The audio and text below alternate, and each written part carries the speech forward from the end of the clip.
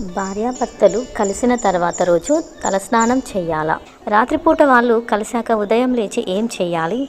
ఎలాంటి పనులు చేయాలి? దీపారాధన చేయవచ్చా? స్నానం చేయకుండా బయటకి వెళ్ళవచ్చా? అలాగే బెడ్షీట్లు కానీ మంచంపై ఉన్న పక్క దుప్పట్లు కానీ ప్రతిరోజు శుభ్రం చేసుకోవాలా? కలిసిన తర్వాత ఉదయం లేచిన వెంటనే స్నానం చేయకుండా ఇంట్లో పనులు చేసుకోవచ్చా? అలాగే ఇంట్లో తిరగవచ్చా అనే చాలా డౌట్స్ అందరి మనసులో మొదలవుతూ ఉంటాయి. కొత్తగా పెళ్ళి అయిన భార్యాభర్తలు కానీ ముందే పెళ్ళి అయిన వాళ్ళు కానీ ఎవరైనా సరే రాత్రి కలిసిన తర్వాత ఉదయం ఏం చేయాలి అనే దానిపై అంతగా అవగాహన ఉండదు.